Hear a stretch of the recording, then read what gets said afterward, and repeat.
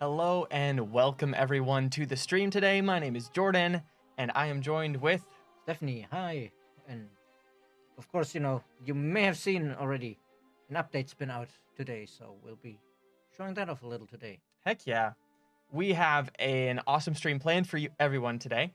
And we'd just like to take a moment to say hello to everyone that we see here in the stream. We got Dobry, we got Axel, who has requested that we use the purple accent light today. Hopefully we managed to hit purple. We were just having some discussions on whether or not that is actually purple, because what even is purple? Yeah, hopefully this is close enough to purple to make you happy. So that we did our best. But anyways, thank you for the raid, Ningao Ball. What's up, Capcan, Dr. Kane, Krista, welcome in. And we also have quite a few viewers in YouTube chat this time.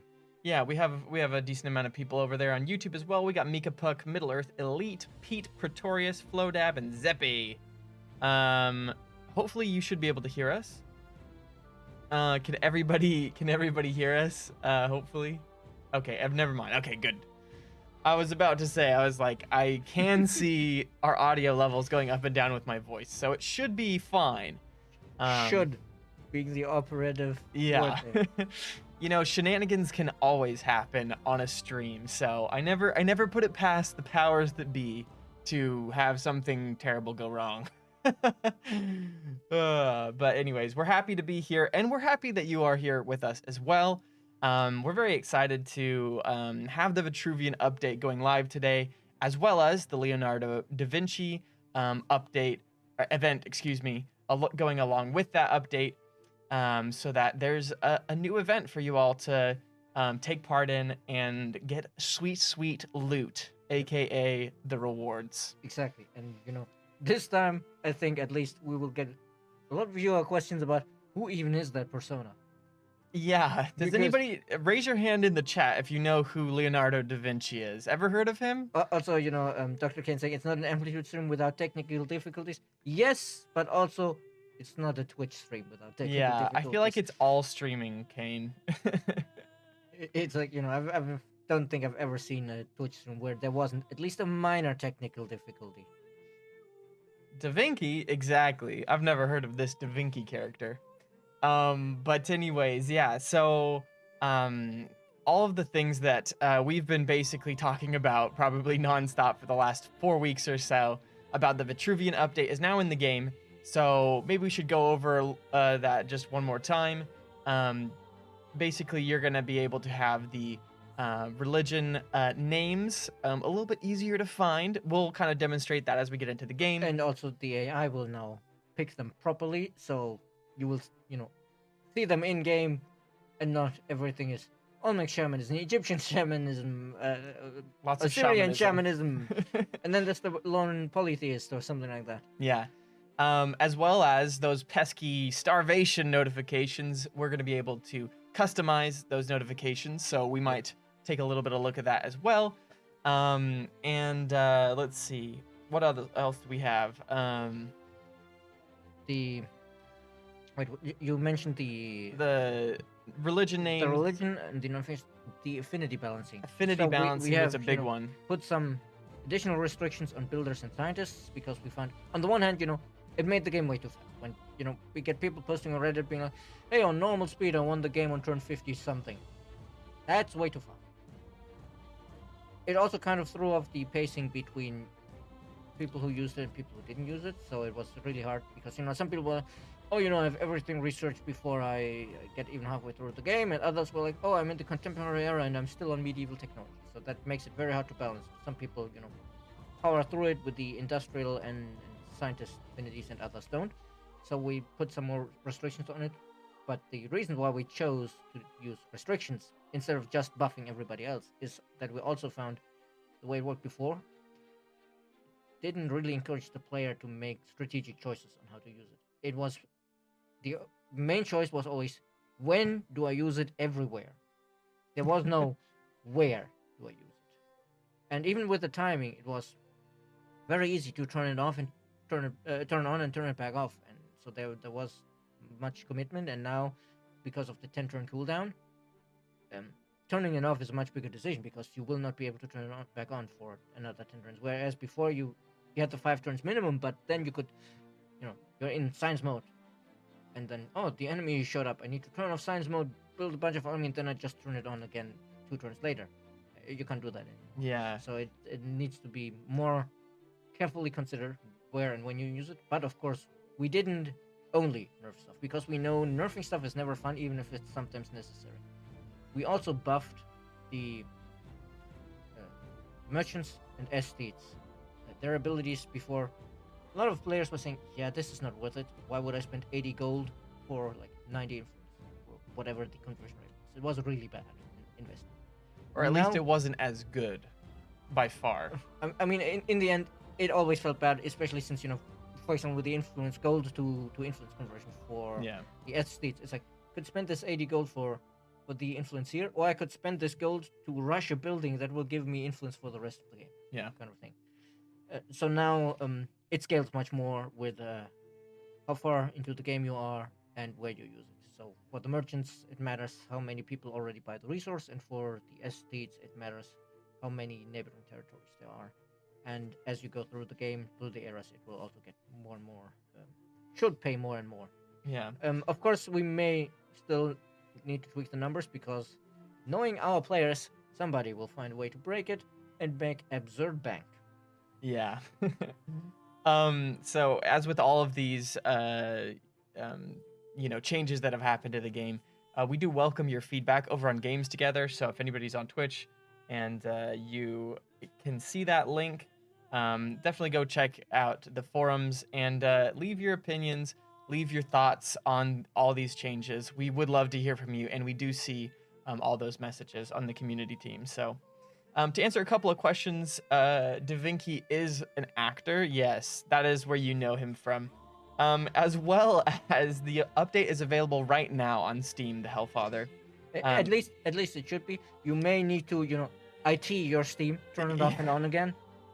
If you don't see the update, log out, log back in, or just turn it off. The worst I've ever had to do to get Steam to immediately update instead of taking a day to realize there was an update. Control, delete it, or I went to the the properties of the game, local files, browse game files, and just picked a random file and deleted it so that Steam would realize, hey, the game is not complete. I need to download it. Had to verify itself again or whatever. Yeah, I forced Steam to realize that it had to download something.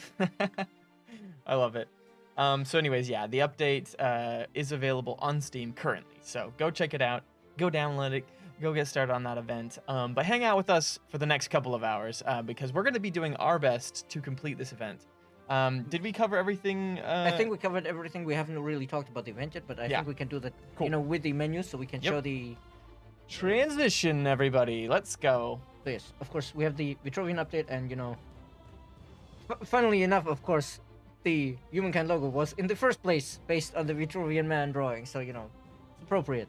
We've come full circle. And in the course of this, I also realized that the Vitruvian man is named after a Roman engineer called Vitruvius, which is fitting because one of our challenges is science and industry.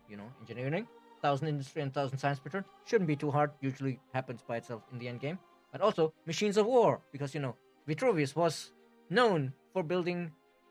Mostly for his expertise in building what's it called, a Scorpio, which is like the ballista we use as a siege weapon in Humankind. Yeah, I saw some of the drawings of Da Vinci's like circular war machine tank thing that like rolls around and has cannons all around. That is one of the icons you can get. So cool looking.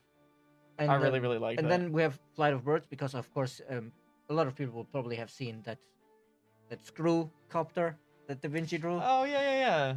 And I think he has also drawn some stuff that looked like more like birds' wings, but on wooden frame, stuff like that. So have a biplane as an early modern culture should also not be too difficult, as long as we transcend, of course, because otherwise we would have to play Joseon to be able to research the biplanes. But if we transcend, anybody can do it. And then this time, the first time in the events, the second chapter is available immediately. So where you can play this already if you want, and finish everything at once, so you don't have to play multiple times. Yeah, the chapters are essentially you complete the chapter and it unlocks that thing. But you can complete them all at the same time. So yeah, okay, we can see the rewards here. So yeah, if you complete the first chapter, you get the sketch and 2 of the frames, and in chapter 2 you get 1 more frame and you get the tank. So clearly, this is the more important. Clearly, chapter 2 is better. And but then once you've completed both of them, you unlock. And then you get Da Vinci, Leonardo. And yeah, and these as well. We have as Venetians trigger the science and game condition. Should also not be difficult, and synergizes really nicely with this one. Yes. Eternal City, but that one, as we were talking about, recommended play with few players on the map, because if you play with 10 players, chances are somebody's gonna snatch the wonders from you. So 2 or 3 players maybe, and live with passion, max out the ideology axis. I'm pretty sure that happens a lot, given that we still have that issue where the narrator will tell you every time you reach the end of an ideology axis. I mean, I feel like I don't normally max or go to the extremes of the ideologies in my playthrough, usually because I think the one that I usually don't max is the Homeland versus World one. Because for the other 3, there's clear advantages to specific strategies, whereas the Homeworld versus World one is one where usually the couple of % of food, usually I don't mind much, and the combat bonus is also the situation where it really matters, because I'm close to my enemy in military technology. But once I've pulled ahead, it's like, my unit is already 10 points stronger than yours. Why would I need 2 more points? Yeah, I get that for sure. I usually am going for the stability, I think, of just having the, moderate. I'm a moderate, that's where I live. But anyways, hopefully having both of the chapters available from the very beginning is helpful to you all. I know that people have mentioned in the past that, having, only a little bit of time in these challenges is a little bit stressful. So hopefully being able to complete all of them and know what they're going to be from the beginning, so that you can plan out your strategy, you can accomplish the challenges. Hopefully that's helpful. So let us know if you like that. We are definitely listening to all the feedback about these events, and as we're continuing to move on, we're learning about what works, what doesn't, and as we go forward, we're definitely going to be continuing to change things and hopefully make these events and the sort of interactive elements of the game continue to be better, so that we keep you excited about continuing to play Humankind. And to answer some of the questions, because someone's asking, are fortifications, the garrisons? Well, the garrisons are fortified, but you can also have other fortified districts. So, for example, if the city has a wall, then everything that's within the wall should count as fortified. Yeah. As for how you destroy them, I would actually advise you could of course try to do it during a siege with the siege equipment, but we all know that very often the enemy will just sortie. So I would advise doing this in the late game when you have stuff like the field cannons that can destroy fortifications, or you have the field artillery, so you can just bombard, or you can even You could use the biplane, biplanes yeah. to bombard them. Because I remember when Just we had crop our dust them. no, I remember when we had our multiplayer game, and you were trying to ransack one of my extractors, and was like, "Oh, I can just bombard him; it'll be fine." And then your units your units were like, "Oh, it's only a flesh wound," and all of my city around them was like completely destroyed because I hadn't built any fortifications. That was a bit of an own goal. Yeah. But yeah, hopefully that helps. I will say I don't want to leak anything or to say anything that I shouldn't, but we are definitely looking to move towards events in the future that are not time sensitive. Things that maybe come out and are released at a specific time, but maybe aren't something that you have to complete during a couple or a few weeks. So, keep an eye out for that. We're definitely learning. The intention with the events, the intention was always incentivize the players to play in an interesting way, not stress the players with pressure. Yeah, we don't want to stress anybody out. Which is probably also why the rewards are as nice as having a specific persona to play against can be for customizing your game. This is not like something crucial. It's not like, oh, you get a powerful in-game item or something like that with as you have with some, well, with a lot of live games, I guess. Yep, cool. I like it. So let's wait. Actually, we did want to briefly show as well that yes, we do now have the, or is it? I think it's under UI. The options you can say everything should pop up when the ribbon is open. Nothing should pop up, or you could just go customize it. And I guess for now we'll keep it on all, and we'll turn them off as they come in, the ones we don't want. At least that's the way I prefer to do it, because otherwise I'd probably turn something off that I do want. So yeah, let's go for like 3 players on a tiny map, maybe. Any preference for world shape? I like islands. I love all the continents.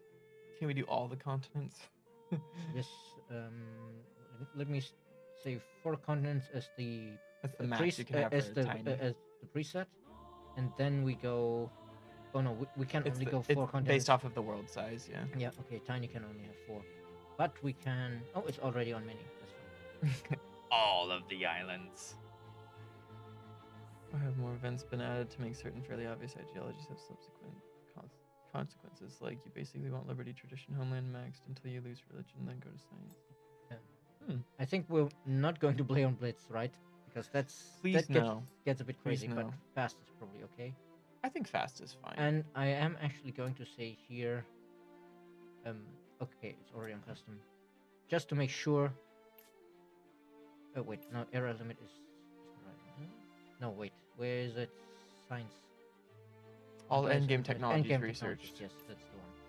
And everything else is turned off, just so that we don't get in a situation where we accidentally launch a mission to Mars or something like. Oops, 9 months Mars mission. I just dropped this rocket here. Yeah, accidental Mars landing. Awesome. Wait, should we really play against Takaro? No. Choose somebody else. I think actually let's Ooh, we're using the random AIs. Yes. Let's go. Ooh, we got Burke and. I actually wasn't looking because I wanted to actually be random. Okay, sorry. It is slightly annoying that it. I didn't see anything. I didn't see anything. I'm a quick cookie. Yeah, I'm excited. I'm pretty busy with my my own personal streams and life, moving, being married, making sure me and my wife still like each other. So I'm actually excited to potentially actually finish these challenges myself.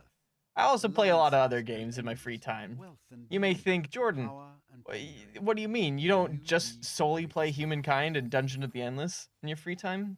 I have other likes. I could be cheeky now and say, of course he doesn't solely play Humankind and of the Endless.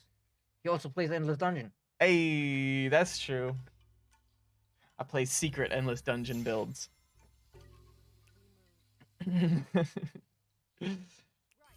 No, we already have a good amount of copper here. That's at least nice.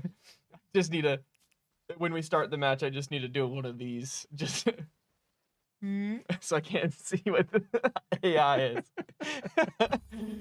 Oh gosh. Boy. Oh, this is a good start. I like this. We're getting a lot of science, but so far we haven't gotten any food. Well, at least we'll get our legacy science trait Yep. or whatever. And it's nice that, we do have 2 copper already, so we know we can build all of the good stuff. The goodies. Ah, there's a sanctuary. Ooh, mammoth. But we only have one guy, and there's so many rivers, we can't take the mammoth like that. Yeah. We don't have any high ground. That'd be a little intense. And Endless Space. Well, granted, I'm playing Endless Legend on Tuesday, Endless Space 2 on Wednesday, and Humankind on Thursday. So I'm getting my full dose. We have the high ground here. Yes. And again. Ooh. One city or outpost. Well, the thing is, we already have the Era Star. I don't think this is gonna last us long. So I guess in this case, this might actually be the. Go for it, yeah. Right. Oh, and another one. Right. Astronomy. This time, definitely the storytellers, because we need science. We need science to get the airplanes. Right. So let's see. Era Star notification we probably want to keep. Culture chosen. I don't think we necessarily need to always have it pop up.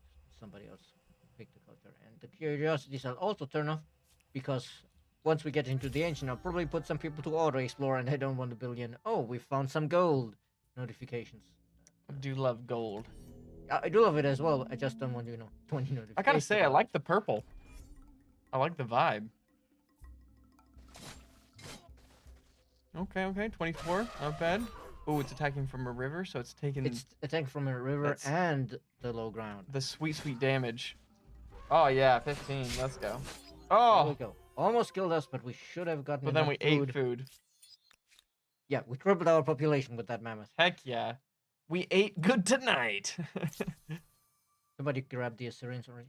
What should we actually get as a culture? Airplanes and also the 1K production and 1K science. Very true. Yeah, having 1,000 science is going to be very important.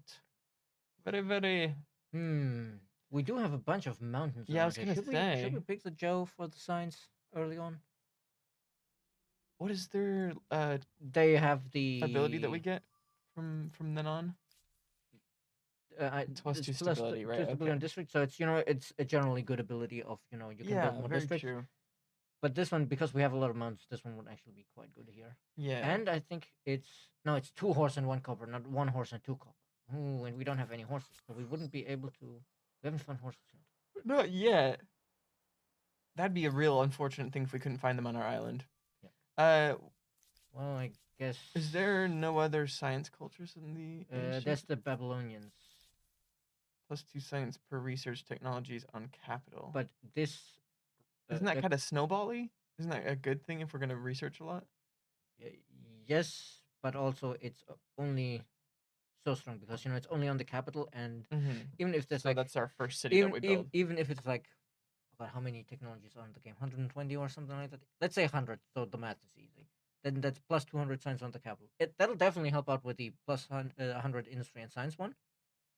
But like, in the grand scheme of the overall empire output, I think this probably helps more in the mid game than in the late game. Actually. Okay.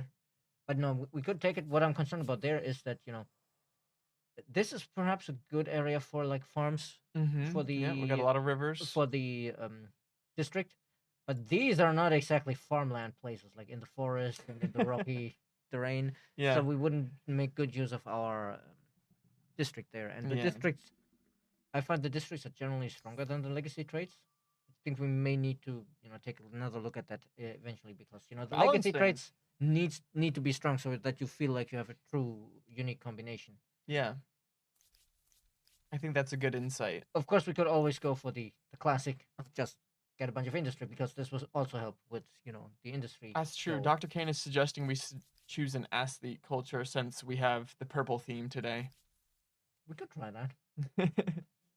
Well, the Joe are an SD culture, so I guess let's go for this. And then we can also maybe show off that you now gain much more influence from using that ability. Yeah, I'd like to see that in Perhaps you action. don't really need to Of course, focus it'll on not show as markets much in when the you're early looking game. for It's fast mostly and dangerous Click on chariots. that. on what? The little thing right here. This? The left one. Yeah. There you go. Okay. Um, it shows more in the mid and late game than in the early game because mostly the formula has been adjusted to scale more steeply Yeah. and not just generally pushed up. Cool. Right. Let's Where get do it. we want to? I want to mention that today I won my first Wonder victory in ES2. Was a bit of a mess because I had to hog all the resources I could everywhere. Nice. Heck yeah. Proud of you, Axel. We're going to see if I can actually win my game of ES2. I don't know how many weeks it's going to take me. I'm going pretty slow. I mean, I only just passed turn this, 100. This is what? Is this the first time you play ES2? Yeah. This is my first game of It's a ES2. lot to take in, especially since when you launched your first game with all of DLC enabled. I was like, you know that that meme of the guy going like all shocked and oh my god, what is happening? Like, that was kind of my reaction, like when you were like, oh yeah, let's leave all of the DLC on. I'm like, for your first game, oh god, are you crazy? I did that with Endless Legend too. I just go feet first, you know? Or head first. Feet first is careful. Head first is not careful, right? Yeah, because if you hit your feet on the floor, Right. that's fine. Your Yeah, head is... that makes sense. I like that. What's Uh-huh. up for angry Cyclas? Silas? Oh, it's like Silas. Ooh, this one's nice. 17 and 8. What is a Silas? Silas. Silas. I'm not sure. Wait, as in Scylla and Charybdis? I think it's just or Scylla and Charybdis were like the two monsters on opposite sides of a strait that Odysseus had to sail through. And most people, I think, believe this refers to the strait between, the tip of the boot of Italy and Africa. and Sicily. Oh, Because that's a Sicily. pretty narrow strait there. Oh, and they probably would have been sailing around there. That makes sense. And yeah, Scylla was a Greek monster by Charybdis, yes. Charybdis. Okay, so I did get it right, I guess. What you were referring to. You know, it's nice. It's nice having you around, Steph. I don't think I would have ever gotten that, even if you had given me time or hints. Oh goodness. Yeah, but That's super cool. there's plenty of things that you get that I don't get. I mean, I suppose. I do watch a lot of TV and I watch a lot of TikToks. Yeah, my TV references tend to be dated. Yeah. It's hard to keep up with the times. Honestly, even just like keeping up with the kiddos these days, all the young folk. Oh, y'all, but just say, where do you have your walking stick? Get out my line here, you whippersnappers. You youngins, I have a hard time keeping up with the lingo. Oh boy. No, for real though, it's quite difficult to even understand what's being said sometimes. Yeah, definitely. Especially on the internet. One second. What the hell are they talking about? Gosh, beats me. Back in the oh, man, 90s. This is so good. Like horses, copper, and 2 luxuries. Nice. And we might And, even have a we thing. might even have more down here. I'm just wondering where should we.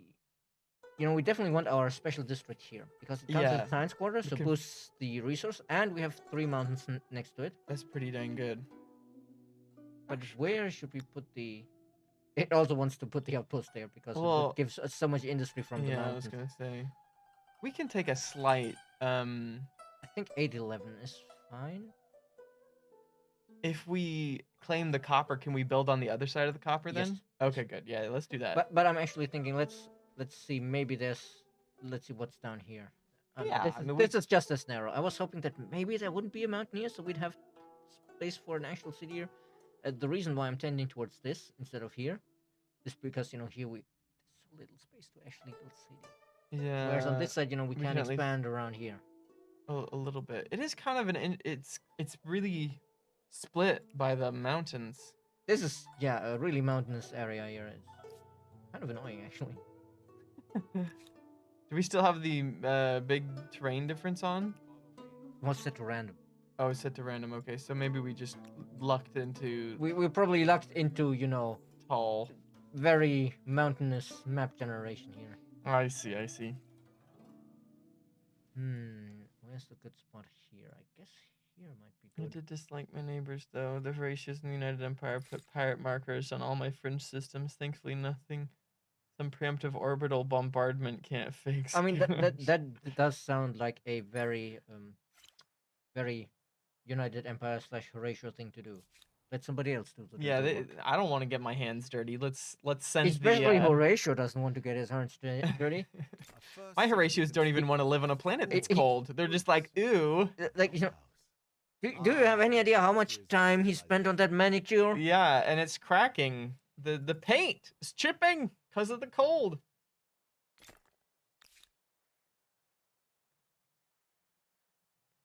No, they have the high, they have the high ground. Like, it says it's even, but they have the high ground. Yeah. We'd not win that. Oh. Aha! Aha! Now we have the high ground. And they have no way around us. Exactly. But I do think we probably need to, manual this one. Should we just defend the whole time? Isn't that better? I Or think is it gonna- if we defend the whole time, we won't deal enough damage to kill them. But I think maybe the first time we can defend, so they get the wounded penalty, And then we can attack. and then we can attack. But if we only defend, because it's only up to 33 points, and even if we Yeah, no, rolled that's a good maximum every point. time, they'd be like, "Oh, I still have 1 hit point left." Yeah, no, that's fair. So do you have to kill the animal in one battle phase? Well, if we had enough army here for the battle to be big enough, we could get multiple, but it's basically impossible to get Oh, a we just big got the enough money. army in one hunt to get Yeah. multiple turns. I see we just got the money instead of food. Is it random what you get from No, the no, mammoth? you Or is it get just in you the get food only Neolithic? in the Neolithic unless you play the Bantu. Makes sense. Makes sense. I should have known. I should have known. So what is this land called? Stone Fields. The orange land I really like. I mean, the stone fields exist in many areas. Like, this is also stone fields. This is So just why is it an orangey? that's terrain? the biome. Like, this is the. Where do you see I the name of the think that- biome? I think it's you can't, because for gameplay purposes the biome doesn't matter. The biome is purely visual. Right. Okay. I think this is like the tropical biome here. Like a jungle. The- It looks like South America. What it looks like.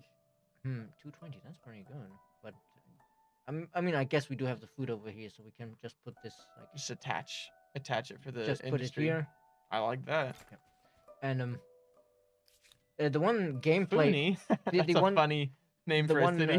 gameplay effect that the biomes do have is that, for example, in this kind of biome, as you can see, we have a lot of stony fields, rocky fields here, a lot Yeah. of forest, and only a little bit of grassland, and it's not the good grassland.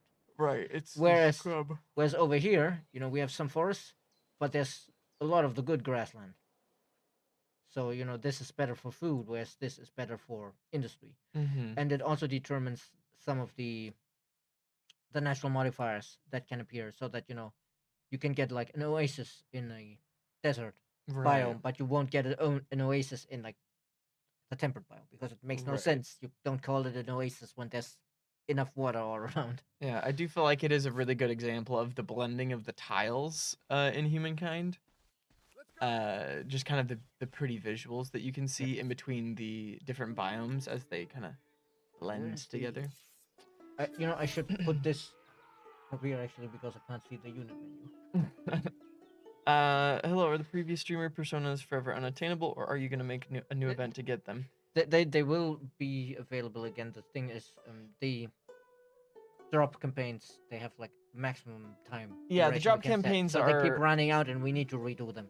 Yeah, well, and the thing is that I think at this point, you're the first person that has asked about this in probably a month, since I think most people that wanted them have them. However, it's definitely something that we can continue to ask that is redone, since Yeah. neither of us are the ones in charge of that. I think the important thing is really we need to remember to redo them before any events where the actual streamers would be streaming Humankind. Yeah, fair Also, enough. you know, I know I tried to show this one off before on stream and I couldn't find one, but here's one of example of these lands. Even when we're claiming them, they're not entirely uninhabited. You can see there's little tents here and there's people walking around. So there's already people here in this. How far could we zoom in on them? This is the closest we can get, but you can see them if you look closely. You can see them, and especially you can see like the colorful tents they have. So if we go there, I think we'll probably get money picking that up. An old horde. Yes, curiosity collected old horde 20 money. So just because there's not a giant border saying like this is mine doesn't mean that there's no people there. Right. Which is also why it's the way that the storytelling works. When you look at like the religion screen, which we don't have yet, it says animism all the way around you, and it's like yes, because there's people there who follow animism. They just don't have the central unified government that you provide to them when you colonize the region.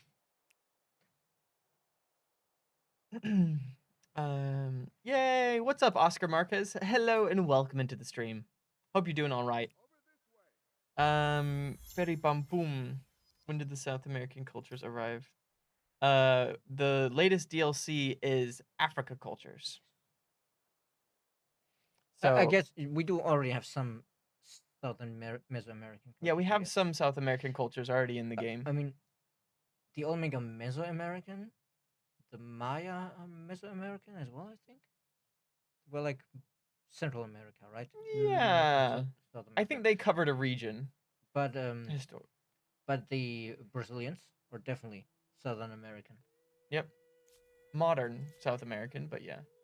I think a lot of times people I think are thinking of like ancient South American. The ancient, but the thing is, of course, the modern nations there are very much influenced by Western culture after the unfortunate events that happened. Yeah, but it's not like Western culture has completely replaced native cultures there. Definitely not. It's usually emerging. Like if you look, for example, like the Dia de los Muertos we had. Like, I'm pretty sure that took in a lot of native elements because with a few exceptions, Catholics don't usually have a bunch of skulls in their celebrations. No. Yeah. Catholicism is more about the crosses and the saints and well, with the saints sometimes it does involve some skulls. But yeah, I would definitely say that Dia de los Muertos is much more of like a respecting the ancestors type. It's almost a bit more Asian with regards to the focus on the ancestors and the respecting them. I mean, I think ancestor worship as a whole has been very common all throughout the world. Yeah, definitely.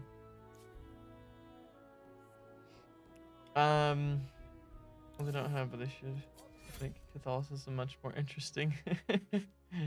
I mean, there is definitely like if you look around, there are some churches like Christian churches where it's like, oh yeah, and they have this candelabra made out of the bones of the faithful or something like that. It's like, I've never seen that, but that sounds kind of grotesque but awesome. Yeah, and it's like really like a giant candelabra, like the big as this room kind of deal. And it's like, my god. I think it was in Marseille, actually, in the south of France. I went to this big cathedral up on a hill, and they literally had like boat themed. It was like a boat themed cathedral, which was so funny to me because I've never seen like a themed church before where there are little like sconce things that hang down from the sea. Not sconces, I guess they're like hanging lantern things. Yeah, they were like boat themed, and there were like boat steering wheels. What do you call those? I think you literally just call them the wheel. The wheel of ship, the steering wheel. Is it not a? I mean, I don't think you call it a steering wheel, but I'm pretty sure like on boats where it's like contained. Yeah. It used to be called when it was small was a wheelhouse. The wheelhouse, maybe. Yeah, I'm not sure. But anyways, it was just a bunch of like nautical themed stuff, and I'm like, this is the coolest cathedral I've ever seen because it was just awesome. Yeah, let's claim this entire continent for ourselves. It's pretty metal, not gonna lie. Search for the Sedlec ossuary. It's in the Czech Republic. I'll have to check that one out later. I mean, it said like ossuary. It's right in the name. Ossuary is like the bone place. Yeah. Ossified, osteoporosis. It's got that Latin bone root. That reminds me of The Nightmare Before Christmas. Oh, what is the quote? What's shaking, Bone Daddy? Or I don't know. I don't remember what he says, but it's something Bone Daddy. and now you're making that reference, and my mind goes to Grim Fandango. What's that? It was an adventure game, similar to like point and click adventures like Monkey Okay. Island, except it was infamous for its janky controls because it was one of the first 3D adventure games, and you kind of had to walk around using the keyboard, the arrow keys. Except it wasn't press left to go left. It was press left to turn the character left, and then press up for him to overload. Oh, That it's infamously referred to as tank controls. interesting. But the thing is, the whole game was Mexican Day of the Dead themed. So it was in Okay. the afterlife, and you were playing. A skeleton was a bureaucrat of like the agency that assigned people to. Oh, you go to heaven, you go to hell, you go to purgatory, etc., etc. Mm-hmm. And he was trying to uncover this, crime was serious, where somebody was like faking tickets to heaven and selling them and killing, quote unquote, killing, because of course they're already dead there in the afterlife thing, and it is really really crazy, and it's. I mean, you might have heard of the company Double Fine. Tim Schafer, famous game designer. They made a lot of games that were like cult classics, like Psychonauts. I have heard of Psychonauts. And yeah, the same company. Okay. Yeah, my knowledge of video game history is maybe a bit lacking. Which is not uncommon because I think we like the video game industry and video game coverage as a whole has a bit of a memory problem in that so many times it's like, oh wow, this is so innovative, and I'm reading the article and I'm like, what are you talking about? I've played a game 20 years ago that did this. Yeah. No, that's funny. Dr. Kane's gonna whisper it to us. Perfect. I'll have to check that out after the stream. Yeah, I don't know. My video game journey as a child started with Pokemon Gold version with good old Totodile and Cyndaquil. I guess my first video games were like the Super Mario and Tetris on the original Game Boy. They weren't literally my games in that I didn't own them. I just played them because it was actually my older sister's Game Boy. Yeah. But still, those were probably the first games I actually played. So, yeah, goes a while back. Yeah. No, it was good times. I mean, it was a great time to be a kid getting into video games because on another continent. I don't know, things were just so hype back then. I feel like there's a lot more options now, for sure, but I don't know. I mean, there's definitely way too many options in that I can't catch up to my backlog. Cool new games keep being released faster than I can play them. Yeah, that is an issue as well, having enough hours in the day. Back then, I feel like everybody played the same games, because there was only a couple of games. Yeah, it did kind of feel a bit like that. Yeah. Oh wait, I do feel like people are more like into like a niche, now though. I feel like back in the day, like everybody played Pokemon. Like that was people just traded Pokemon cards at school. Like, I don't know. Well, everybody was playing Pokemon cards. I was playing Magic. See, if my parents would let me have magic cards, my parents definitely told me like magic was of the devil. They told me it Oh, was like and satanic. the Pokemon cards are better. Yeah, Why you know you have Hey, to them it was. I don't know. like if you actually look into some of the lore in the Pokemon, where it's like oh yeah, this is like the ghost of a tortured ghost of a dead Pokemon. Yeah. It's like, Or what Haunter is. Yeah, It's like yeah, somebody's soul. and it's like yeah, that was the line I was thinking of. Like Oh, I one of thought those is like Marowak. well, there's a lot of them, but basically all of the ghost Pokemon are like, no, this is a literal ghost of a dead Yeah. Pokemon. And it's like Cubone is wearing its mother's skull on as like a yeah, it's helmet. like when you actually look into this stuff is also not Yeah. necessarily child friendly. Yeah, but I mean, Magic the Gathering is actively like, a little bit of a sexy art for some of them. Well, they do have that sometimes, and also in their defense, admittedly, like some of the early editions literally drew on some satanic symbol for the black cards because that was supposed to be the kind of evil, selfish magic. Right, definitely. But they got better about at least the satanic part, of course. I got into symbol- Magic like 10 years later when I was finally on my own, and me and my friends were all buying Magic cards and playing with each other. I'd say I think they still sometimes do get the this card is way sexier than it needs to be. Yeah, issue. definitely. They still have the the fantasy armor for women. Definitely. I don't know which was my first game, but it was surely something on the Atari 2600. I see.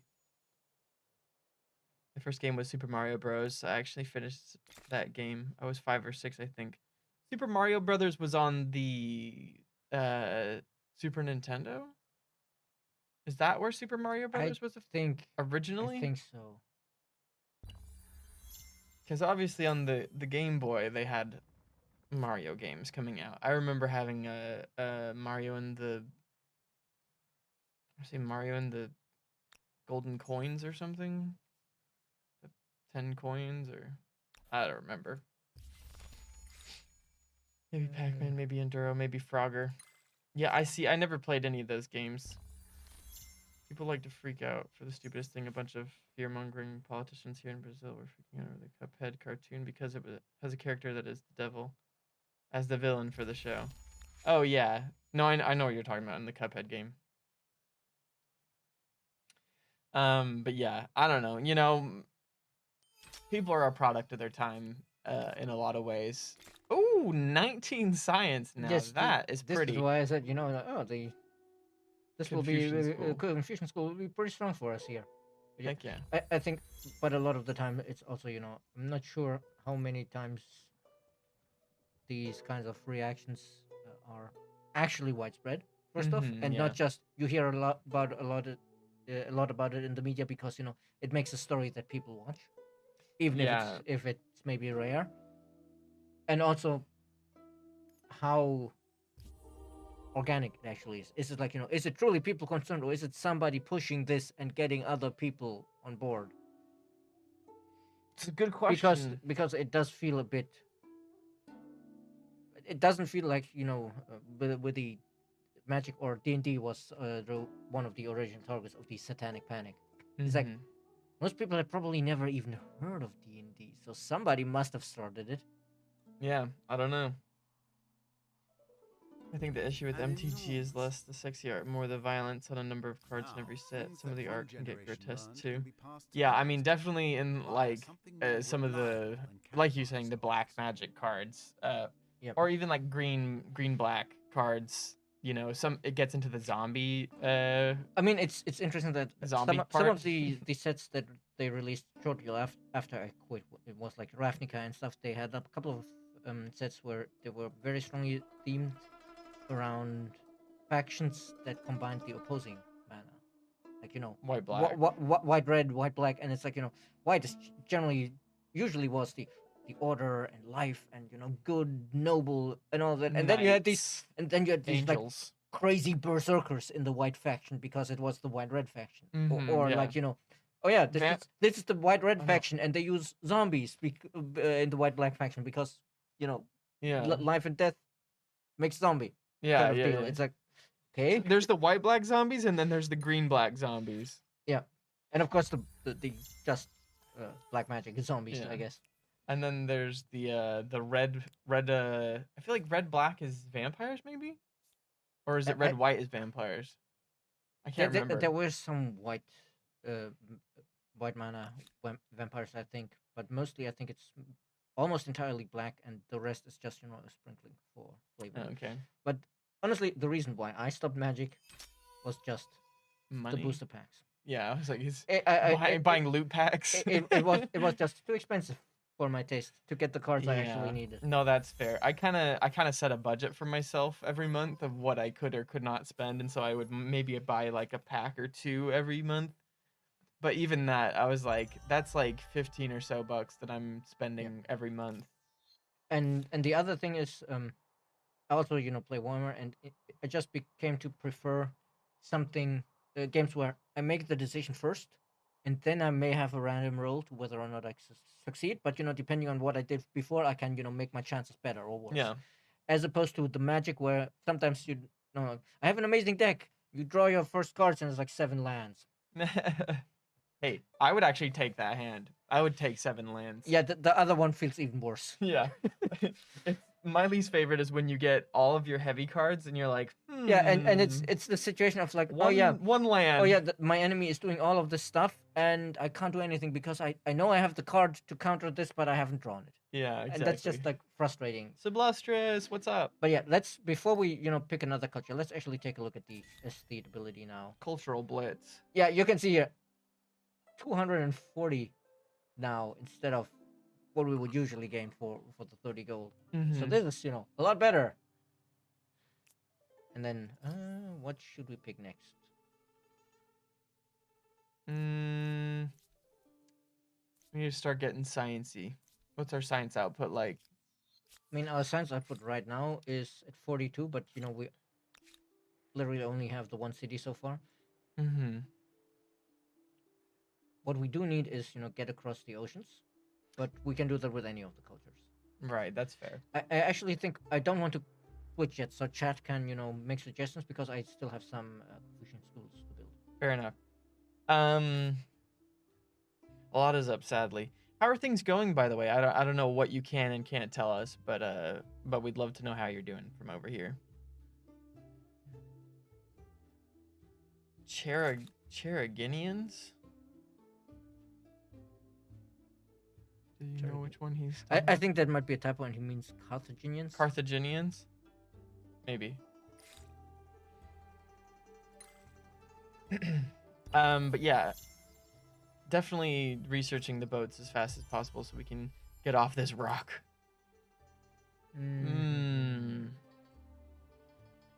The Hanging Gardens of Babylon. What resources do we have? Incense? Money, industry on makers. That would help a lot if we can get the Nice. the wondrous bonus early. Oh, well, or the flat industry. That would also help, and we have 3 of those. I think maybe we should grab the Hanging Gardens of Babylon. And then we just stick them on here, and that should boost the bonus for all of these. But I do want to finish all of the... Remind me again what it does, sorry. It gives us the wondrous luxury bonus, and if we look here... So all the die will on give the us... wondrous effects, every deposit of die would give us 5% more industry. And since we have 3, that's 15%, that's good. And there's probably more to be found somewhere. I like it. And this is, it's good to start with this kind of bonus already. But, yeah, I knew I liked the Hanging Gardens of Babylon. Hey, hey, hey, hey.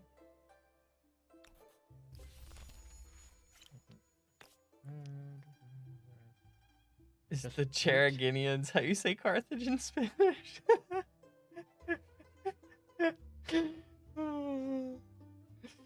I'm okay. I live in a relatively more secure part. Thank heavens. I mean, that's gotta be. Excuse me. That's gotta be real rough, and I feel for you.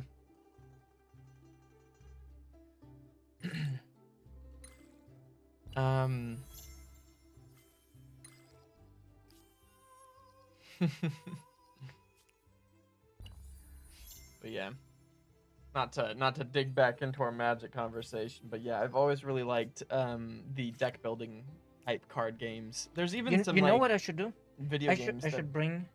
I don't have big collections of them because I didn't have money to buy a lot of them at the moment. But Mhm. I have some cards for Android Netrunner and Legend of the Five Rings. Android Netrunner is a cyberpunk game about hacking the runner, which is the criminal, versus the corporation trying to defend their assets. Mhm. And Legend of the Five Rings is in a setting that's like fantasy version of a mixture of feudal Japan and China. And they do some really interesting stuff with the game mechanics itself, but also their business model is all the card packs are pre-sorted, come with a full playset of every card in it, and there's a QR code on the back you can scan and you get a preview of the cards on your phone. There is no random. Well, I think they later introduced some random booster packs for events where it's like you get one big pack and you need to make your deck out of that, but that wasn't the primary business model. Right. So there was no randomness to buying the cards. So you just have to go through the packs until you find the one you want. The best part of What's that? the point of having the packs then? Well, it's not you go to the packs, like they're pre-sorted. Like it's literally like the pre-made decks in Magic. Oh, okay. And that was the only boosters, quote unquote, they had. It was like 20 different cards with a full playset, and you could even go online. Like there was a website that a fan had made where they tracked like the various cards, and yeah. they just said, yeah, we're buying your website, but we keep running it. And so you can just go there and look at the cards beforehand and go like, oh yeah, this is a card that I need, and which pack is it, and pick out specifically the pack and buy it. And also the packs are always themed, so that it's like if oh, I play Shaper in Android Netrunner, which is like they're the kind of hacker who hacks because the programming fascinates them. They are not in there to make money or to cause chaos or something. They just want to test their programming skills. I actually had some friends in college who were ethical hackers. They would do competitions for essentially working with companies to try and make their security better. Yeah, and if you know, oh, I play these, then you can just pick out, okay, this is a pack that has a lot of these cards in it, and the next one, oh, that doesn't have any of these cards in it, so I don't need that one. So it was, a much more friendly on the wallet. Yeah, definitely. I mean, yeah. The most frustrating thing is buying a pack that has none of the cards that you need or want. And as I said, the game itself was also really cool. Did some really cool stuff, like in how in Magic the Wrath of God, the board wipe type card, was always super powerful because it resets your the enemy's board state, or it resets the board state, but you play it when you know that you can then put something on the board that puts you in a favorable position. Legend of the Five Rings does is every card you play, every character you play has an inbuilt timer. They last one turn unless you spend extra to make them last longer. So the board automatically wipes. If you get your first turn and you're like, oh shit, this is all too expensive, I can't play any of this. That doesn't matter because whatever the enemy plays will disappear like in a turn or two unless they pay huge amounts extra. I'd have to see how that was implemented because. But the part of it is it's also kind of part of the theme, because part of their setting theme is like this whole idea of that was apparently big in Japanese art in the feudal era of everything passes and fades. And so it's like cool. It's not necessarily that the character died, but it might have just been, oh yeah, he was part of this conflict, but now the shogun has said he needs to go somewhere else. Right, that makes sense. I mean, I played a lot of L5R. Even managed to run the Brazilian Cote once, the national tournament. And yeah, the this version of the game I have is like a reboot. And there used to be an actual CCG with randomized packs before, and that one was so popular. The thing they did was that when they had the big official tournaments, the winner would have a meeting with like the designers, and they'd get to make suggestions for what happens next in the big overarching storyline. Interesting. And that went so far that with the original one, a clan that was just a side thing originally became a major playable faction. Because of the that's really cool. The winner had all of these side cards in his deck, and he was like, I want these guys to become a proper clan. and a major playable faction. Yeah, he had won the tournament. They had to do it. Yeah, interesting. This is like Dr. Kane has a long story about traveling to Chile to play Legend of the Five Rings.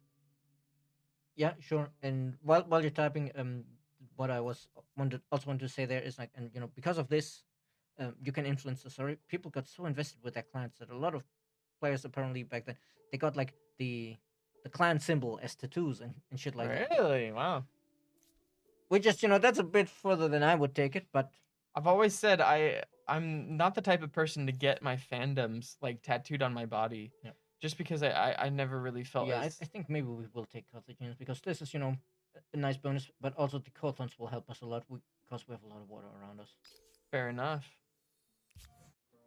As Carthage. speaking of dealing in intention, But yeah, it's definitely like am I about to see lots of on the one hand, objects? Can't be tattoos are refused. fascinating to me, but something like something like a clan from a game, that's not something I would tattoo. That's not important enough for me to engrave in my body. Also back awful clan Jade Falcon. First off, wrong type of clan, wrong game, and secondly, are you trueborn or freeborn? Which you probably have no idea what I'm talking about. Nope, I just Clan Jade Falcon is from a different from a sci-fi setting, BattleTech, and the clans they have a genetics program like Horatio. The Trueborn are the vat-grown warriors, and they're like all like genetically 6'8", Perfect. musk-bound, perfect dudes, and they despise the people who were naturally born. Interesting. The Hanging Gardens of Babylon. Worth a cooling visit Clan during Wolverine hot for the summer, win. regardless of the The not named clan. For 27, 2008, the company behind Legend of the Five Rings was hosting a huge global competition named Race for the Throne, and players of the 9 clans competed to see which clan would have a character named Emperor. Interesting, I like it. Yeah, because obviously, it being based on feudal Japan and feudal China, being the emperor is a big deal. Yeah, definitely. Just a little bit. I think we're constructing a lot of things per turn. Yep.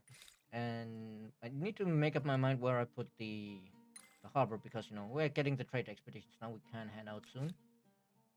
Actually thinking, do we have enough food to disband these and turn them into horsemen instead without them starving in the meantime? Perhaps.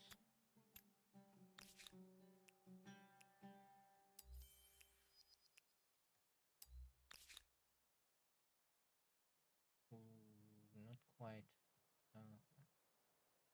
Yeah, let's turn them into Sanjay, because then An we're not emblematic unit is a living culture manifested don't need to be in an so afraid organized troop. of running into Let's see how the neighbors independent react. people. We also have 4 turns until we lose a pop, so Yeah, it's going to be fine, I think. we're good. So let's get this person can be a citizen of the city, and Tainted water. That's an expensive bit of tainted water. Oh, we do need our ideologies to be extreme. Very true.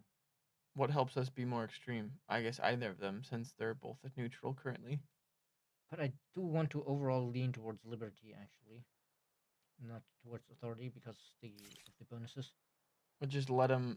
Because the vision range is not so great. Whereas this one, was for influence on emblematic district. Also, we don't have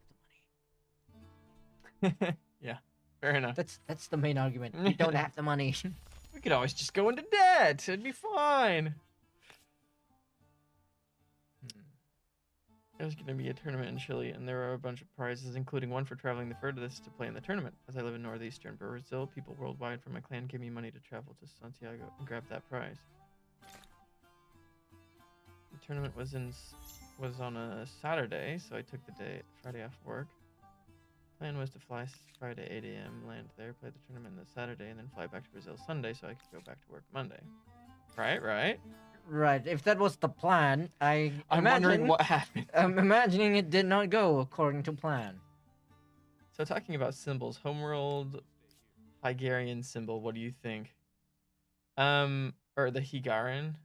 I forget how it's pronounced. But I definitely know I don't people who got remember. that tattooed. It's the wings, I think, in the circle. Oh, okay, yeah, I know which one. Homeworld is the game that I did play, and I do know. Oh about. no! Well, now they're really starving. Hey, all you people who drank that poison water, how about you Come let's- fight. Let's see, what are the cheapest ones? Uh, Let's get the swordsman because he's so much stronger than the spearman. I don't think it make much of a difference here. Yeah, let's just With a first ship, you can spend protect some an of the money fortress we far from didn't home. spend on getting them clean You water redefine what and putting makes them in the fortress military, so strong. suddenly they're not starving. Got him. I have to thank Changlini and the wisdom of the elephant of the hill that he posted on Reddit for reminding me that this is an option instead of just murdering all the people to build buildings. Ooh, Lighthouse of Alexandria, since we're playing on an ocean map. Also, I just realized maybe we want to actually, put Push- our holy site down somewhere. But where? I mean, that's a good spot. It's definitely very, pretty spot. Picturesque. But I'm also thinking Oh maybe my down here gosh. because we're never going to get down here with these Oh hey, narrow we have areas. the dark Kiri energy. well, in that case, I should be clicking this button, shouldn't I? Yeah, I mean, just harness the power. Debate and Welcome in, Kiri and Clan. Is that a? I don't know actually what you call your group Yeah, of people. we've just been having clans on the mind for a bit, I guess. We've been talking about Magic the Gathering and other And card Legend of the games. Five Rings and BattleTag. A lot of clans going around. Yeah, definitely. But anyways, thank you very much for the raid. Welcome in, raiders. I hope your stream was really, really good. And I appreciate you stopping by, It does sharing your seem community with logical us. that people shouldn't have to do a job unless they want to. How are you guys doing? Honestly, pretty amazing. We had a fantastic day, a very sunny day here in Paris. We went out, got some kebabs for Kebab Thursday. It was delicious. Which just definitely has become a thing. It's definitely a tradition now. So yeah, we had delicious, juicy, meaty kebabs that made me very happy. Well, speak so. for yourself. I have falafel. Oh, you had falafel. Well, I had a lamb shave meat thingy majiggy. It was fantastic. I love myself a kebab. I know a lot of people are like, ew, kebabs, but like, I love it.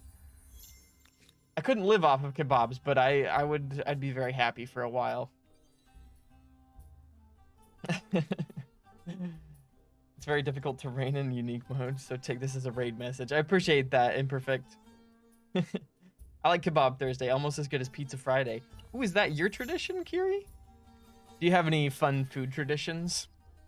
Also, what is your favorite food? This is a very important question. You see on our Amplitude streams, we always talk about food. I could say, some people have Taco Tuesday. Other people have Taco Thursday. Taco Thursday. Taco Thursday? No. The Taco Thursday is when you play D&D second edition because you had the what was it? To hit AC 0, the Thac 0. I get it. Which was a terrible system. What's up, Faloin? Welcome in, Regger, Dap Dude. 2-dimensional raid. That is true. My favorite food right now is spaghetti with garlic parmesan sauce. It makes you crazy. Is that what that emoji is? I honestly can't tell what. Usually I would mouse over the emoji and see what it says, but I am not the mouse person today. Which emoji? Fa loin. It's like Fa Mulan, but Fa loin. Oh boy. No, this one. This one? What's it say? Oh, okay. It is what I thought it was. I said the Parmesan sauce makes you crazy. That is the PG version. That is the the acceptable way of saying that. But anyways, Yeah, I wonder if you'd really like the garlic parmesan Buffalo Wild Wings sauce. Well, seasoning that they put on their wings at Buffalo Wild Wings. I know a lot of people really like them, partially because they're just not super spicy, but also because who doesn't love a bit of garlic? I think garlic is my favorite flavoring in food. I guess my story broke with rate. Oh no, hold up. I was shocked. Your ID is too damaged. You need to show your passport or a newer ID. I had no option but to run to the ID institute to get a new ID. As I got there was a queue, and that was almost 2 blocks long. I ignored the queue and went straight to the counter to get a new ID. The bureaucrat said you need to get in that queue, make the process, and then wait 5 days for your new ID. Oh no, so they told you to get permit 838? Oh no. You know, I actually have an opposite story about this, which is really interesting. I went to, for those of you that don't know, we went to WASD, which is a new gaming convention in London. And me and Dark Arrow, we went to go be there and be a part of our booth over there in the Sega section and man the Humankind station. Also to go meet with a bunch of people, streamers, etc. And it was super, super fun, but I arrived at the train station only to find out that my passport had expired 2 days ago. Oh no. And Yes, of course, to go to the UK, you need a passport now. Because of Brexit. Lol. But anyways, miraculously, from some stroke of, like, I don't know, blessing came my way, I was able to get a new passport and get on a new train for free that they just rescheduled my train into a later one in 3 hours. I went to the US Embassy, got a new passport, got back to the train station, and went straight on to London. It was like the craziest thing ever. I don't know how it happened. Garlic is life. Heck yeah. I love garlic. Like, I'll be making pasta these days, or even if I'm just like cooking rice. You know, normally when you cook rice, you just boil the water, you put the rice in, you eat the rice, whatever. Or, well, you cook it and then you eat it. But what I've been doing recently is I'll chop up bits of garlic, a little bit of salt, and I'll put it in the rice as it's cooking so that the garlic kind of like infuses into the rice.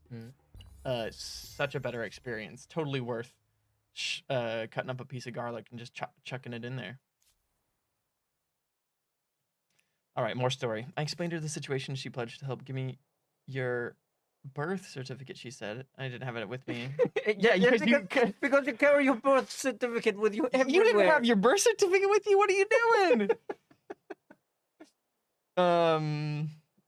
Yeah, I told you, man. It's permit 838. Seriously. I ran back home to get the birth certificate and simply couldn't find it anywhere. I scoured every nook and cranny and I couldn't find it. I needed a new birth certificate, I thought, while rushing downtown to get a new copy of it at the registration office. Wow. This is crazy. Yeah, ever since I started adulting, things have become a lot more difficult. Like, hey, Dad, where's my social security card? Like, that was what I always would say. And, because, like, I know my social security number by heart, but some people require you to show the actual physical card. When I which is silly, but when I got my new médecin traitement here, it was like, just for protocol, we need to see your vaccination pass, and I'm like, in the last 2 years I moved like 6 times. It got lost somewhere along the way. I don't have it anymore. It's hard to keep track of things as an adult. Especially like the German vaccination pass is maybe like this big. Yeah, it's quite small. It's quite small. It was always in my wallet, but at some point I think I changed wallets because the old one broke. Yeah. And it just got lost somewhere. And it's like, oh yeah, luckily in this case it wasn't a big deal, but if there had been some important, really important document, then it would be trouble. Yeah, definitely. Honestly, it's a nightmare. There's so much paperwork and stuff with being an expat. It's just, it's honestly a nightmare sometimes. Like, you really have to remind yourself the like nice things about living in France. You're like, it's worth it. It's worth it. Trust me, it's worth it. But when you're having to deal with the like I don't know whether it's the bureaucracy, the mail getting lost, the I mean, French people making fun of you at the store because you. the mail getting lost is not a French thing. Yeah, well. You know, that happens everywhere. It happens everywhere, but I swear the mail is funky here. I'll be glad to give you the new copy, sir. The registration officer said to me, "Where is your birth certificate first issued?" Life, I said, the town I was born in, which is about 800 kilometers away from where I lived at the time. There's no problem. He continued. We'll send a letter to the Rec Life office, and they'll make a copy there and send it to you via mail. As soon as it's there, I'll call you. I declined and went home, distressed and frustrated. Honestly, though, like, what do they think you're gonna? Oh yeah, let me just wait for that. Like, you need like your original birth certificate instead of a second one that was issued, because you know, like, wouldn't that one, the original one issued at your birth, be with your parents, and you get, you know, a second issue when you know, later move out, because you know. I kept the one that my parents had, but you can always request another But one. I guess it also, you know, That's just as valid. it probably varies country by country, because yeah, you know, I suppose. there was like, I'm pretty sure for us there was like, you know, a birth certificate that said like, you know, focused on these are the parents and this is the kid, and then there was the birth certificate that focused on me as a person, whereas you know the second one is the one that I have, and the other one is, you know, one my parents have, because of course they might need to prove that yes, we do have the kids. Right, interesting. I don't know if they do that the same way in the US. All right, Nomex 370. Guys, any update on the late game improvements in speed? There doesn't seem to be much of a challenge late game, and errors rush by very fast, even on the longest game settings. Thanks.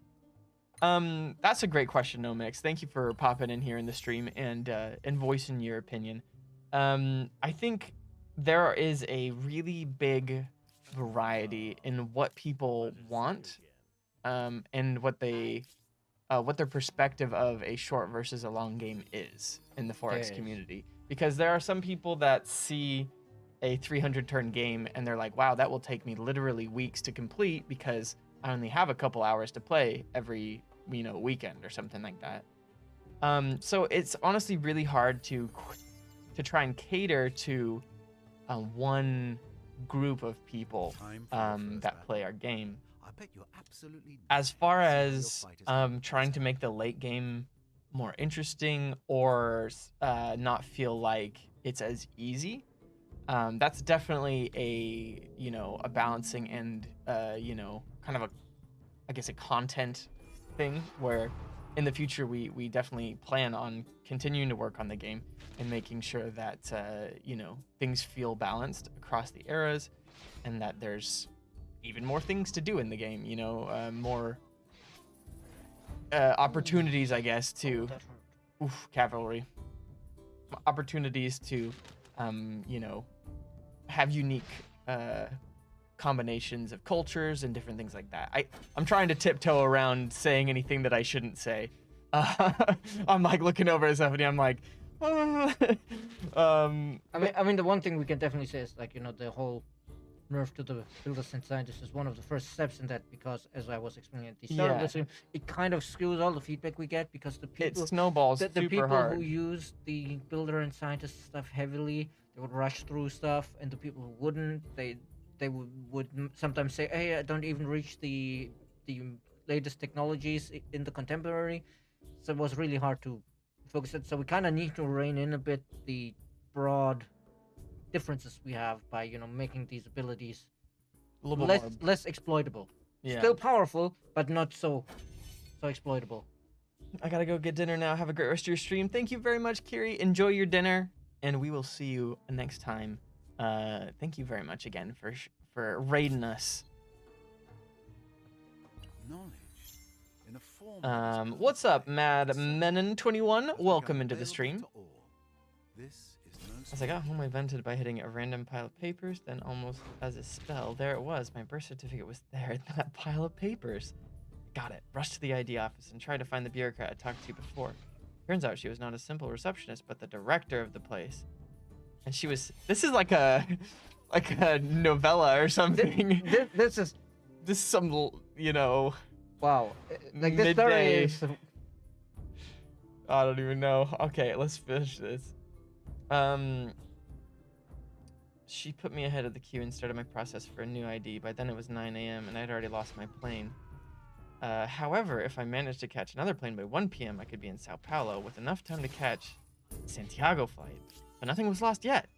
I love how you're writing this as if it's like Not yet. yeah, I as bet if it it's a was lost story at like the end. but you know, it's like it's so that we can be engaged by it and not know the, you know, ending before it happens. I like it. It's funner to read that way, really. I finished the process by 10 a.m. and started waiting. The hours passed by. 11 a.m., 12 a.m., 1 p.m., 2 p.m. And then I received my new ID. It had been a record and a fantastic job. The ID issuing process usually took 5 days, and they did it in only 5 hours, but it was too late. I went home and checked the next flight to Santiago. Too late. I can almost read it in your voice, but I've never heard you say anything in my life. I can feel it. My 3-year-old niece asks why the game is called Humankind and not Human Cruel. I mean, the way we've been playing sometimes. Also, you know, It depends on how you play. We just had this battle that almost killed our swordsman, and then we just found a random swordsman. I mean, hey, it We'll happens. take it. Except that now we're losing money. You know, I will say, I'd never realized that you could heal your people outside of your territories. You just have to pay money. You can't do that outside your territory. Mm, You can do that only in your territory, or if it's in allied territory and you have the treaty for it. oh, an ally. It must have been in an ally's territory. I was watching some... Here's one of the small improvements. I'm not sure if we even remember to put that in the patch notes. I need to talk to. I don't know if that's in the patch notes. You now have an indicator when your boat is lost at sea that tells you exactly how much health it will lose. And in this case, it's like, oh yeah, we better get the hell out of here. It will 100% die. This place is like, how do we even get up here? It's all cliffs. Not sure. Maybe over here. Could be. Let me turn on the tiles actually and see. Yeah, if we go from here, we can. No, I think there's still cliff here. It looks pretty cliffy, but next to it looks fine. Can we make it 3 tiles? Not Only until we 2. build the lighthouse. Oh no. I mean, I guess that's why we climbed the lighthouse. That's fair. The next flight would arrive in Santiago 11 a.m. on Saturday, and the tournament was scheduled for 9 a.m. Called the guys in Chile to say I couldn't make it. Their answer was quick. Come, we'll delay the start of the tournament to wait for you. I rushed back to the airport, arriving there by 3 p.m. in order to change my flight. Turns out the company couldn't do it, as the system was out of order. I had to stay there, standing for hours while they manually did the new booking. Does it get better? Does it get better, Dr. Kane? It's shenanigans all the way down. Yeah, honestly though, I'm afraid to hear the rest of it. Goodness gracious. But honestly, like that's kind of I've had maybe not to the extent of this story. Yeah, this one is. This is a saga. Crazy. This is a saga of the 5 rings. Well, I'd say it's the legend. Well, the legend of the saga of the 5 rings, or maybe, but I don't know. You know, it's just like I don't know why it's so difficult. And also, like, I made the discovery maybe I don't know when, last year, I guess, when we were booking a flight. We tried it for the first time. We are like, we'll get that flight insurance because we're not sure, you know, if we're really gonna get there. What with COVID and all. Mm-hmm. And so we got the flight insurance, and we did have to change our flight. However, the like company that we booked it with insured it, but they weren't the ones that could actually change the flight. So they said, we'll, you know, pay for it or whatever, but you need to be able to change it with another company that actually is fulfilling this flight. Because they don't always fulfill all of the legs of a flight, especially if it's like an international flight and there's multiple legs. And so, like, we called the people, but there was no number to call when we were in the U.S. because that leg of the flight was being done by, like, I don't know, some European company. I don't remember what it was at the time. And so there was no way that we could even contact them. Oh, man. And so to get it, we had to, like, talk to one of the United representatives and basically begged them to do it for us. And so they basically comped the other company's flight and booked us a flight on theirs, like out of the generosity of their hearts or whatever. And I was just like, this was the craziest thing. Flights are so weird. And honestly, things have just gotten worse. It's one of the reasons why generally, when I've been traveling within Europe, I prefer the train. Yeah, plane. trains are awesome. I love trains. We should definitely have a transatlantic train. Definitely, takes longer, sure, but there's also, a lot less hassle with the check-in. You get more space as well. That as well.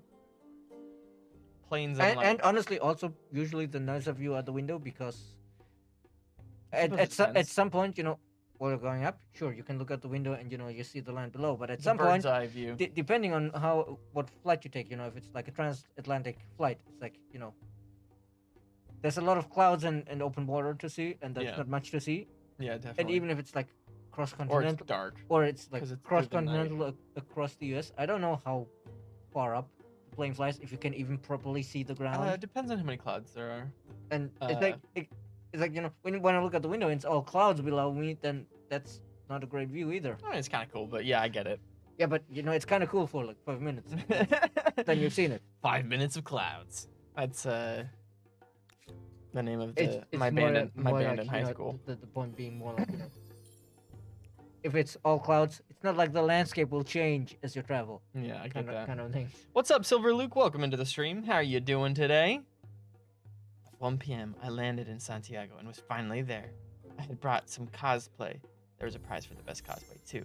So I went to the baggage reclaim zone to get my baggage, and as I stood there, a lot of bags went by me in the treadmill. It will also make for yeah. And let me guess, yours was not A among lot of them. bags, but not mine. I was furious, rushed to the company counter, out of my mind. Where's my baggage? I demanded to the poor employee. I'm glad you realized that you were taking out your anger on the wrong person. Do you have a baggage ticket? He answered. They went with my baggage ticket to find what happened to my baggage.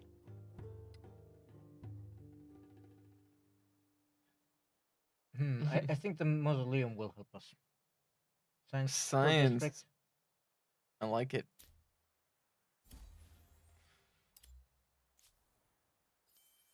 Get that science. Let's go. What? How dare they? And somehow we haven't met them while they did this. Our elephants are right there. Burn them. Guys, are you sleeping? Burn them. the Axumites. Oh, they're there. Farmers with faith. But be careful. Greetings, Sovereign. And of course, because we didn't met them when they did this, we don't even get to demand it, even though we stood right there. Sneaky, sneaky. Now I'm honestly tempted to just go to war with them. Spank them. But we don't have the war support for that, unfortunately. Can we This not is just do a skirmish clearly battle? it's in their territory, so we can. Oh. But we'll just surround them. Send the elephants up here, and these guys, once they grab this, they'll grab this, and then they'll only have this territory, and we'll go to war over that. A few moments after, he arrived with a huge red plastic bag. I had seen that red plastic bag pass by in the treadmill, but my bag was a black one, not red. I opened the red plastic bag, and there was my baggage inside. I apologized to the poor guy, took my baggage, and went to customs. In the middle of the way, I thought, I don't need this plastic bag, and removed it. As I touched the lower parts of the bag, I felt something wrong. It was wet. Oh no. I'm really afraid about the cards. Yes. I'm really worried about the cards. That's why they put the bag on it, because they're like, this bag's leaking. Wrap it up. Wrap that puppy up. We're sending it on. Well, this is not a great district, is it? It has a lot of resources, though. That's true. I mean, 14?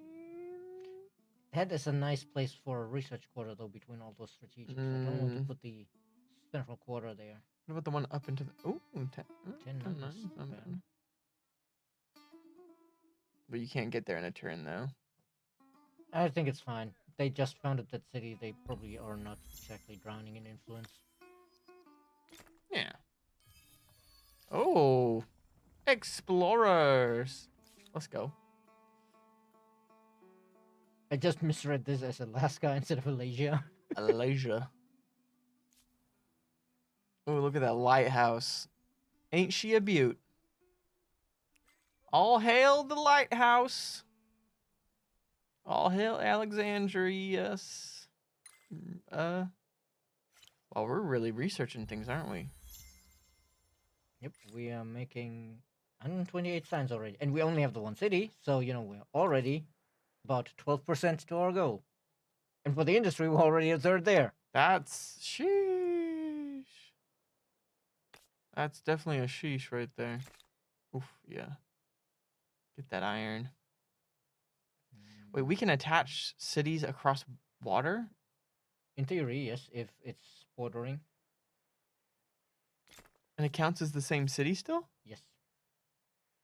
I mean, there are cities like that in the real world. Like Manhattan or whatever. I Is mean, Manhattan all the island? Well, I guess New York. New York has like multiple islands, and Yeah. but there it's the river. But I was thinking more like pretty sure that modern day Istanbul is on two sides of the Bosporus, which technically puts a sea between the two parts. Yeah, definitely. Turns out I had brought 2 bottles of high quality Kahasha to gift my Chilean hosts. Both bottles were broken by handling, and now all my clothes, including the cosplay, were all soaked in hard liquor. Thankfully, I had my tournament deck with me in the handbag all the time. Oh, thank heavens. Thank you. And also, I guess Clothes can be replaced. also, I guess hard liquor is better than if it was something like sugary sweet and they were all thicker because yeah. alcohol evaporates pretty cleanly, as opposed to It might have even cleaned the clothes. this is now this is all like soaked in Cherry limeade. cherry lime whatever, or like Margarita mix. It's like honey now. Yeah, that'd be gross. So the cars weren't damaged, but I had no clean clothes at all except for the ones I was wearing at the time. By the time I finally managed to leave the inner parts of the airport, it was already 2 p.m. And they were waiting for you the whole time. And you're gonna show up and just be smelling like booze, and they're gonna be like, Did you Dr. Kane? did you at least get like an additional price for the odyssey you had to go through to even get there? What an ordeal.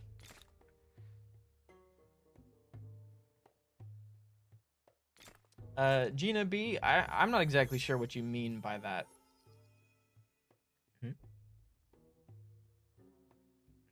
They want more players per game. At 20 civs, definitely not happening anytime soon because we'd need at least 20 cultures per era, and we're nowhere near there.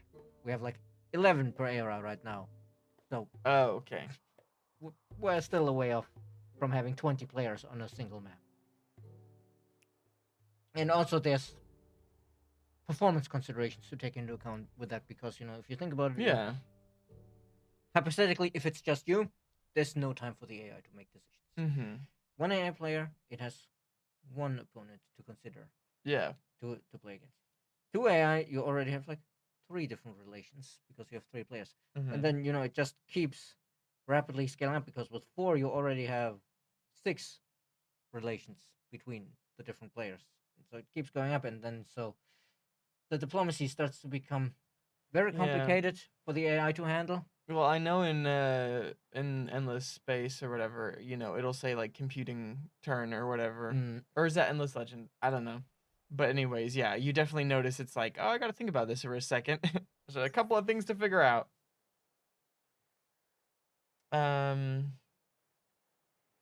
There was a person waiting for me, and we rushed to the tournament venue. There, I decided to incorporate the huge alcohol stink my cosplay featured and dress up as a drunk samurai. Since I was too late, they had already started the tournament, and I lost the first 2 rounds as an absentee. I did manage to win all the other rounds, but it wasn't enough to get me into the elimination rounds. At least I got the prizes for the biggest trip and the best cosplay. And will there be DLCs? DLS? Oh, DLS. I was like DLC already. When can I drop the money off at the cash register? What's DLS? No, he corrected it afterwards to DLC. Oh, DLC. well, we did have the African cultures DLC. As for I know a lot of people when they say when will there be DLC, they mean bigger stuff with like new gameplay systems and stuff like that, Mhm. comparable to you know. I know we're technically not supposed to mention the competition, but to stuff like Gods and Kings, Brave New World, or something like that for Civ, where it's like oh, here's a bunch of cultures and new gameplay systems. And since we're busy working on the free updates, we're not having the new gameplay systems soon because we'd rather provide the free patches first. Yeah. I think it's important to, get Your the game to empire a becomes place, one of the giants a better place, astride the globe, first. and But that's definitely something that will be coming later. Yeah, we have ideas and plans, but priorities. We may be 35 people on working on it roughly, and on the one hand, 35 people is a lot. On the other hand, it's also not a lot for a game like Humankind. Mm-hmm. Yeah, definitely. And I think we're out of research, so we should probably Get to the next. also we have 3 players, and for a while there we were third place, and I was like, oh wow, yeah, we're doing great on nation difficulty. But it's Oh, well, we should choose a science culture next. it's still pretty close actually. To take so, advantage of the ability to research things past our era. next is only the medieval, where in 4th era we'd need the science culture to get the biplane. Ah, I see. We're about to get to 3rd era, so. But it would be a good idea to maybe take a scientist or builder so we can show off the. Well, no, we can't show off how the new ability restrictions work because we have only one city. A 20-player multiplayer game, you'd be waiting a long time between turns. Turns are all played at the same time, so as long as no one is in a huge battle, it shouldn't take too long. Well, are you talking about a real person multiplayer match, or are you talking about you and 19 AI? Because, I mean, the game is already, a little bit hefty for some people's computers to handle. But I think with 19 AI, we'd probably melt some people's computers. I think I'm actually going to take the Khmer because this is going to help us a lot with reaching the 1,000 industry. +3 industry on Maker's Quarters. Or maybe we should go for one that gives us a science bonus. Because the science is probably harder to get by than the industry. Because industry we get from tiles, at science we don't. Yeah, definitely. So I guess maybe the alliance. We're not gonna have many alliances Nope. with only 3 players. Is there any of the next era's cultures that are science cultures that could synergize well with one of these cultures? The Joseon give us a lot of science, but I don't think there's necessarily. Well, actually, Like if we could prep is it? like a springboard No, this wait, era. wait, no, that was in the open dev. The Joseon had science bonus on water tiles, but that's been changed to science bonus on science tiles. Because otherwise, I would have said we need something with a unique harbor to get more. Mhm. I guess maybe we could try to get the science per state religion follower. But I'm not fond of the rest of this.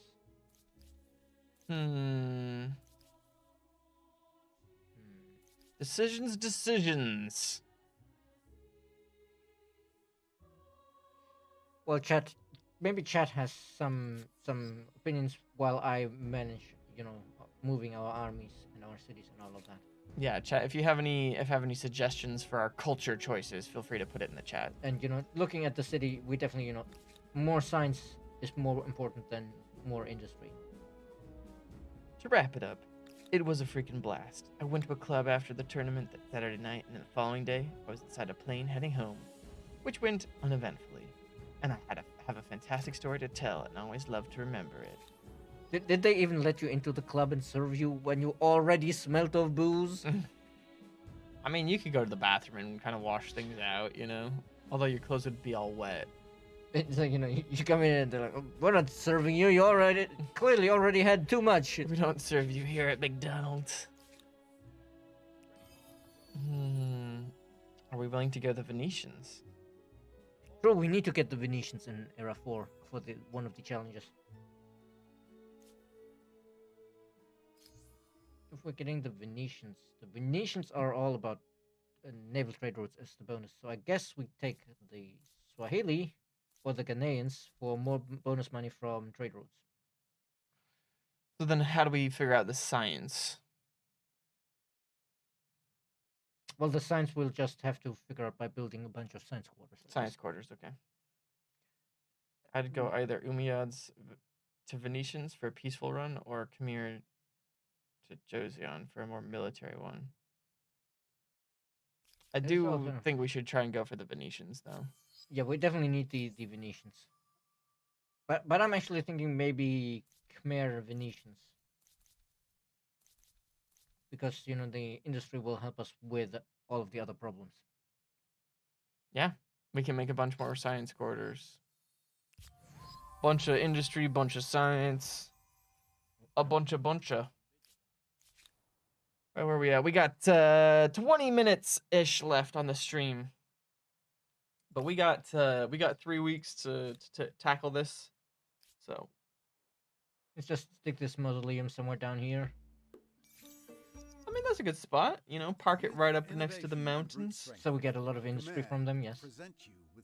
Because each one of those is like 4 industry now. The mountains? Yep. Such cute elephants. That was my elephant trumpet.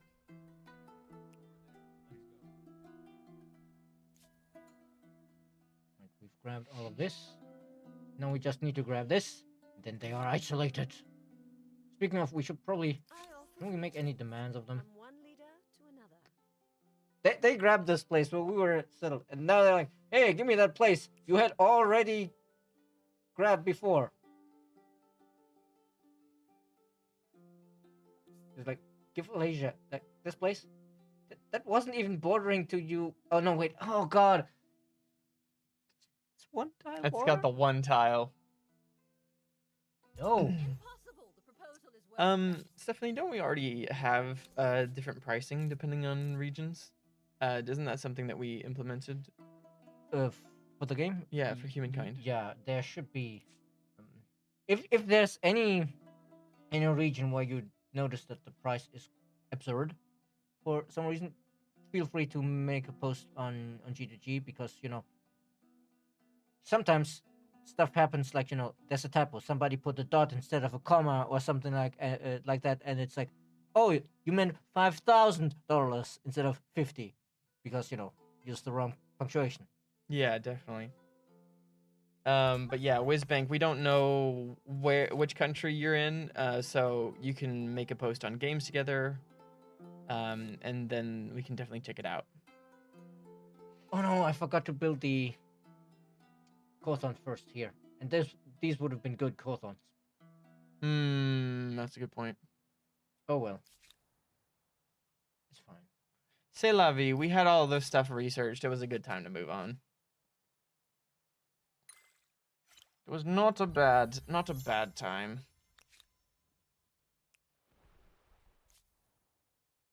Elephants just have such a cute waddle.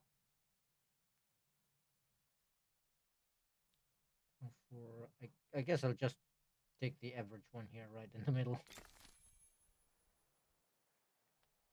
Turkey. Turkey. Yeah, I don't remember what the price in Turkey is. So yes, if it's, you know, weird in any way, like way too high, then I imagine it's way too high because if it was way cheaper than you expected, you'd probably not be bringing it up. Then, you know, make a post on G2G so we can check if maybe the price is not what we intended to be or something like that. Yeah.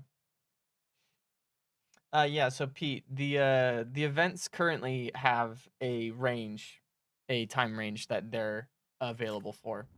But like I said earlier, that is something that we are looking at potentially moving to a different sort of a model for those. So stay tuned for future events. But currently, yeah, we've definitely learned a lot, I think, from previous events, and so we've made the goals of what you need to accomplish much more attainable and a little bit more clear and less RNG based. So That should definitely help.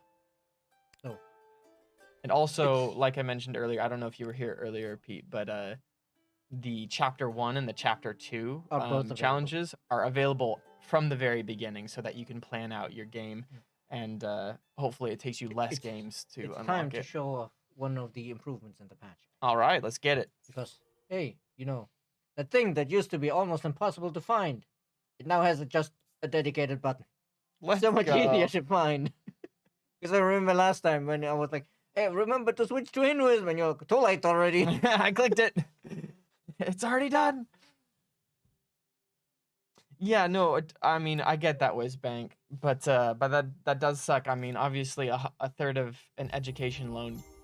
Granted, I'm not exactly sure how the education system works in Turkey, but I come from the United States, so we definitely have I probably the most expensive Yeah, I was about to education say, system in the world. don't think this the wrong way, but it's probably way less than it would be in the US. Yeah. I remember when I had to repay my student loans, I was like, oh yeah, it's what was it, like 10,000 euro or something that I need to pay back. It's gonna take me a while to pay this back, and my American friends were like, "Oh, are you ever going to pay back $100,000?" I'm like, "No, 10,000, not 100,000." Like it was a 5-digit number, and they couldn't imagine it only being a 5-digit Yeah. number. Yeah, I actually have no college debt, which is pretty amazing. Partially because I worked while I was in school, partially because my parents helped me a little bit, but also partially because I went to a school that was only about 3,000 a semester. Ah. So over the course of 4 years, See, that's the thing. 8 times 3 What was only I about had to pay for 24,000. my studies was basically just administrative fees. It was like started like 300 and something, at the end was maybe like 500. Mhm. And of course, I needed to buy the books, and university books tend to be super expensive. It's like, Mhm. hey, you need to buy this course book for $100. Yeah. And you need this Or like, more. and you need this like twice during the entire term for like 4 pages. I think my most expensive book was $250. And yeah, we never used it, of course. Yeah, of course. Because why would you? It would make sense. Well, and Actually, then using the books you bought. a lot of our teachers, what would they would end up doing is they would end up taking photocopies and then just uploading the PDFs of. Shh, you're supposed to say that. Yeah, well, I mean they did it. I'm not mentioning specific professors, but yeah. A proposal for your Spiek, neither of us are sick right now, but it's just we're, something. we're just sitting a little close for comfort in the current situation, so we keep the mask. We're just trying to be respectful to each other. You know how it is. But yeah, I mean, the second we leave here and we're not just like bumping up on shoulders, I'll take off my mask and go about my business in the rest of the office. Since yeah, Paris, the only thing that you have to wear a mask in officially now is the public transportation. Ooh, what do I have here? Why don't you play against each other? Honestly, that's kind of a cool idea that we should think We about should do that more because we often. have 2 cameras now. Oh, well, then that makes it, we of course, easier to have it in an interesting setup where it's not just Somebody not on a voice only call. your perspective, and everybody else is only on Yeah. audio. I think the biggest struggle that I want to solve with having multiplayer games is finding a way so we can switch between the Different two perspectives? of We the have a way to do it, but we need somebody to sit here and man the switching. game. But because without the switching, it's kind of, Boring. well, can somewhat defeats the point of having it be a multiplayer game. Of course, it gets a bit more interesting in not dealing with the AI all the time, Mhm. but at the same time, you're not getting the human component for the other player, really. Yeah, definitely. But would a 1v1 be interesting in this game? I don't know if it'd Maybe be- not a 1v1. We might want a like 4-player free for all or something like that. Mhm. But at So, that point, so that Sergio can crush you again. yeah, I don't know about that. Hmm. We need more holy sites, I think, to push our faith over here. Regarding events, have you considered predicament challenges based on provided save files? Modern era, Paris is under siege and outgunned. Can you survive? Pete, that's definitely something that we've thought about. Like I said, I don't want to put the horse before the cart. I mean, Wait, this is the also, cart before the horse. yeah, this is also something I've thought about just doing, as a community thing without it being integrated into the game. But it's also a question of, finding the time to do it, because of course we've been very busy with all of the feedback and making sure what are the improvements we can make first, and how, and all of that. A lot of discussions with like producers and game designers about what needs to be fixed when, and what options we have. But yeah, What do we need I mean, next? that's definitely a good idea, I think. And my personal thing that I would love to see, if you just want to know Jordan's random opinions, is I would love to see like kind of like scenario type challenges where it's an Come on. instance that you Oh, go no, yeah, into out where of- you have a specific challenge where you have to, defeat an opponent that's stronger than you, or you have to, increase your production by 10 times or whatever. Like you have a very like short specific thing that you get to play through. I'm not sure how that would work from a production side. But then like it's a challenge that might take you a couple weeks to like get a run that like, works well enough to actually get it. But then when you beat the challenge, then you get whatever the reward was for the challenge. Because I played this 3D Magic the Gathering-esque game with like attack and defense numbers. And they had all these challenges and you could earn these points to buy like booster packs with it. But obviously in our game it wouldn't be booster packs, it would be something like a special avatar or whatever. Kind of like how the Horatio avatar is unlocked after playing a game with the Endless mod, which is a relatively simple task to do. So yeah, but then you could have like kind of different challenges that, force people to think outside the box, if you will. Is that a Steam t-shirt? It is Steam, yeah. It interestingly enough was a t-shirt that was in the studio that I just grabbed. It was in the I guess this will help us a lot getting to that. Oh yeah. Sinus. I should have on this one. Maybe I should have grabbed Seek Wisdom for more on the strategic research. But I think overall, having all the food and coastal water will help us, so we can just have more researchers. Definitely nice to have more researchers. But yeah, here definitely better not false wisdom.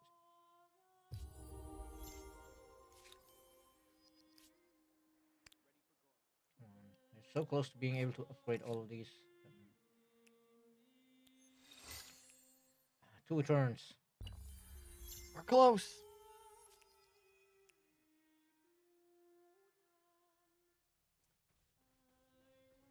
Jordan, I really love the instance-based scenario idea. I'd love to see that. I mean, it'd be cool. I mean, in Humankind, it's such a long game. You can play for hours and hours, and so Yeah, in some ways, that's one of the reasons why I've been hesitant to actually, on the one hand, I need to find the time, and it's very difficult to try to make a scenario that is interesting, because if I want it to be mid late game, I need to put in the time to actually play to that point. That takes time, and if I put it at the start, it's like, yeah, but will this actually turn into an interesting game? There's so many variables. Well, and the thing and is, then it's like also I would need to spend a lot of time promoting it, because just posting on the forums, a lot of people would just not notice. It would just get lost. And then it is also, for this kind of scenario, it would be nice to have something that is also a compact time investment for the player, instead of a huge game that takes them hours and hours and hours. Yeah, well, I'd love to see some sort of an integration where it's like there's a challenges section.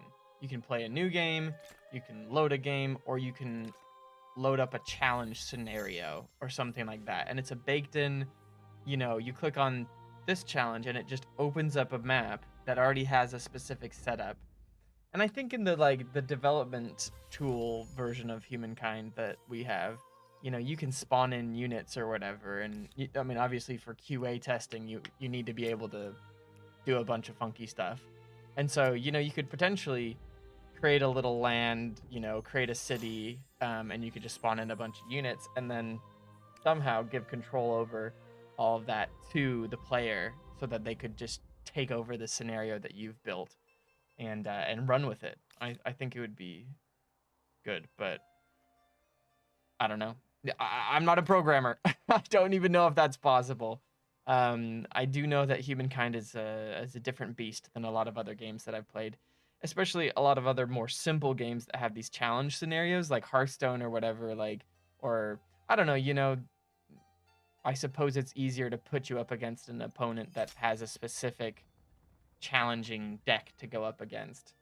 It's a little bit easier than creating an entire map and kind of forcing you to play through a scenario and not just letting you do whatever you want in this scenario. We just can't seem to get grievances against them. Yeah. And I'm trying so hard to push our faith and everything, but they're stubborn.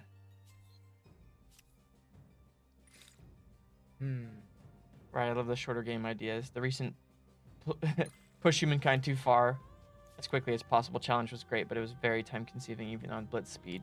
Each attempt took many hours. We unfortunately discovered also that there was The a world problem that size. we did not know about. Loading the custom map did not override the world size variable, so people had different thresholds. Of course, it's supposed to override the world size variable, but we discovered this there, and of course we need to take it into account when judging the entries. But it was unexpected, and that's why some people took way longer than others to get through the challenge.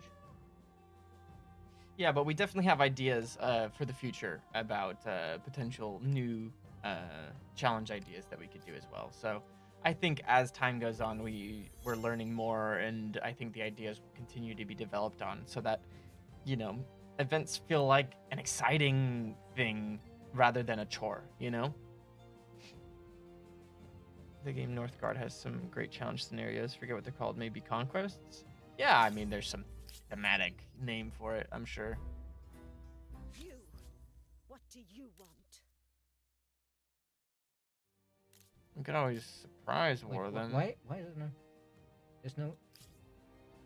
Oh, did they actually just forgive the grievance? Because I was just attacked them, and I thought they'd have the demand now, but they don't. So I guess they forgave it instantly. And the problem with surprise warring them is, if we surprise war them, we take the ticking score. Mm-hmm. But they have like twice our score. Yeah, so that's it would fair. be really hard to win that war.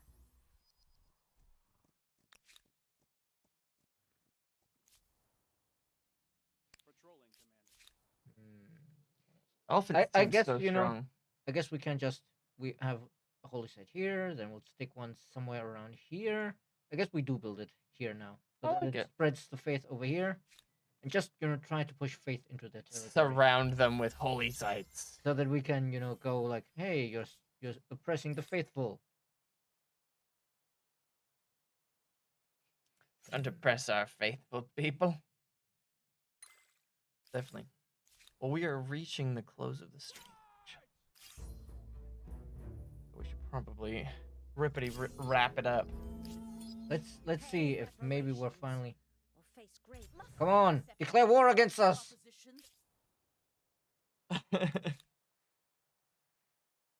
Fight us. You coward.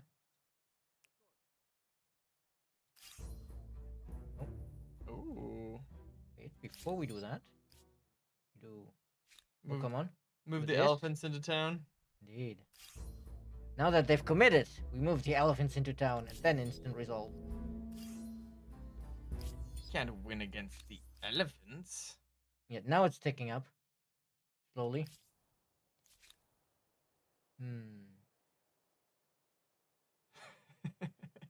Maybe we should bring these. Maybe. No, I think actually we need to start building some research quarters so we actually get some signs up. been neglecting that. Ooh. 13, not bad. I think we wanted to put one in between those mountains there. Oh, did we never? No, Oh, that is the Confucian school. Okay, exactly, whoops. that's the Confucian school. But we do get like 12 over here as well from the adjacencies. I'm just trying to see if there's. Oh yeah, there's a 17 down here. Sheesh. 16, also not bad. Because, you know, the adjacency to these two gives them an immediate boost. That's 3 turns, that's enough. But yeah, that should be... we're at 340 overall. I think most of that is from this city. So we're getting there, slowly. But yeah, we should probably wrap up now. Because I'm pretty sure my phone is about to remind me that I have medicine to take tonight. But anyways, thank you all so much for being here and participating in the stream. We really appreciate having you. Anyways, hopefully you enjoy the new changes that come with the Vitruvian update. As I said before, let us know over on Games Together what you think about the new update. Send us a tweet, comment on our posts, and tell us how you're feeling. Or you can just leave your favorite meme. You know, we love it. But anyways, and as well with the Da Vinci update, you can feel free to let us know any feedback you have about that, and how you're enjoying it. If you're finding it easy to get the challenges done, or if you have any suggestions for future challenges that could be cool, and we'd love to hear from you. And thank you all for being here. You can see us next on our streams on next Tuesday. I'll be back live with some Endless Legend. You can see him, not necessarily me. Yeah. I'm usually not around for the Tuesday. I'll be here on Tuesday. I'll be playing some Endless Legend, which if you've played any of our Endless Universe games, you'll know Endless Legend is a very fun game, and I've been really enjoying the dust eclipses and the sudden winters where all my people start starving. It's great. Apparently the next couple of winters are going to be rough, is what I've been told. I mean, you already have experience with your people starving, right? Yeah, I mean, usually I don't run into too many people starving in Humankind because they aren't around long enough to starve. To starve. But also in Endless Legend, you have the problem that, unlike in Humankind, you don't get the button of. There's no instant build button. There's no instant solve starvation. Yeah, exactly. So, but anyways, thank you all very much. Have a fantastic weekend. We will catch you next Tuesday. Take care and have a fantastic rest of your day. Peace out.